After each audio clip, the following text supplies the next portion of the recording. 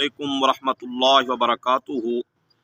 محترم سامعین و ناظرین، کل پرسوں رمضان المبارک کا پہلا روزہ ہے، تو مناسب سمجھا کہ رمضان المبارک کے فضائل اور مسائل بیان کیے جائیں۔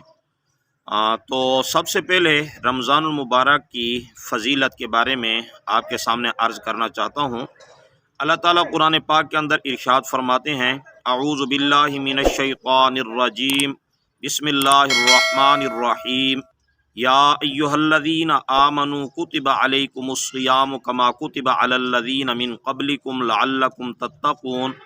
فرمایا کہ اے ایمان والو، تمہارے اوپر روزے فرض کیے گئے ہیں جیسے کہ تم سے پہلے لوگوں پر روزے فرض کیے گئے تھے تاکہ تم متقی بن جاؤ۔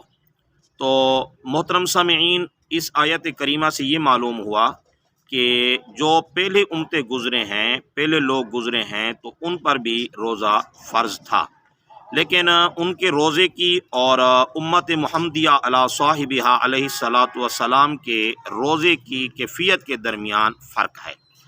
وہ یہ ہے، حضرت سعید بن جبیر رحمہ اللہ فرماتے ہیں کہ پہلی امتوں پر بھی روزہ فرض تھا، لیکن ان کا روزہ جو ہے وہ ایک دن اور ایک رات کا ہوا کرتا تھا، یعنی مغرب کے وقت اگر روزہ افطار کر لیا تو ٹھیک ہے، ورنہ اگلی رات بھی وہ روزے کے اندر شمار ہوتی۔